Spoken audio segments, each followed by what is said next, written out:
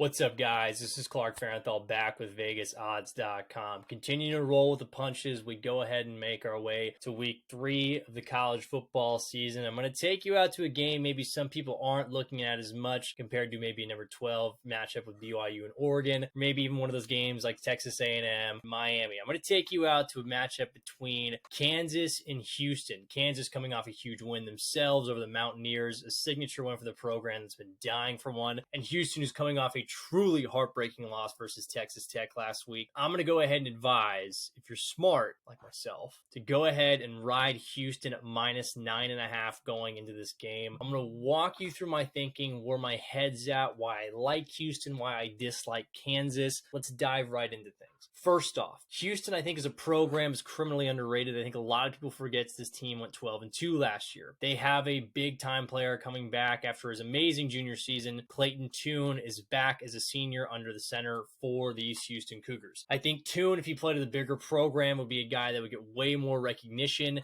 as last season he finished with 30 touchdown passes, a 91.4 PFF passer grade, depending on, I know what people think about PFF. I like it. That's a huge number for him. Now, you could point and say he had his worst game of the season, maybe even of his career last year versus Texas Tech. But just think about that. His worst career game was still almost good enough for them to get that W. I expect a big bounce back out of Tune, and I really think it'll come against a Kansas secondary that I'm not too high on, that we'll get to in a second. Another reason that I really like Houston in this game, it goes to his number one playmaker on the outside, Tank Bell. Bell lit up the Texas Tech secondary. The guy had 120 yards receiving. He's been a power player for them his entire career at Houston. He did great in 2021. He's been exceptional here in 2022. I expect that connection to flourish this week and possibly be looking for a little bit of revenge after what happened last week against Texas Tech. Now, again, I mentioned Houston is an underrated college football program, and a big reason I say that too is because if you look at last year's defense, it was one of the best in the country, and people really didn't realize that. Houston went 12-2, I think, in a large part because of that defense last season. If you look at it, they were 9th in EPA efficiency last year in college football. That's huge, while also only allowing 4.9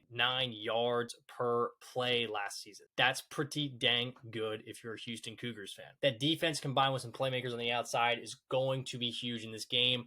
I certainly trust it than whatever more that Kansas has on their side of the field. We get to Kansas. The first thing that I noticed when I watched this team, especially if you even go back and watch their win versus West Virginia, this secondary stinks. It's really bad, folks. If you want to look at it, you got the grade is 118th coverage grade in college football by PFF. That ain't going to play. It hasn't gotten much better. And that's something I think that Tune and Tank are going to be able to expose going into this week. Really, the Houston Cougars offense as a whole, I think, should be able to thrive on that. As well, while people like Kansas's offense a touch here, I know they retain 9 starters. It's still not an offense that is overly efficient. Yes, I understand they put up a big number against West Virginia last week. Yes, I understand this could be building momentum for them in that offense, but I'm not going to say a spark in the pan is going to enumerate into some massive game moving forward and really a massive season for this Kansas offense.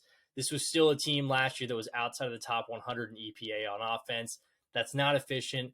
That's not something I'm willing to really lay money on. So because of that, because I can't trust him, because I haven't seen consistency yet, I absolutely have to go with the team in Houston at minus 9.5 that I feel is not only consistent, but I feel like is going to be coming off a big game here where they just lost to Texas Tech. Think they're going to be coming out pissed off. Maybe on the other side, Kansas comes out a little bit flat, perhaps, because they're still hungover after that win against West Virginia. But look, Clayton Tune, I feel like, is going to eat. I know Tank Bell is going to get his on the outside. That Houston defense is good. While I know it lost 5 starters from last season, this is a squad that knows how to fill in places and go ahead and make plays.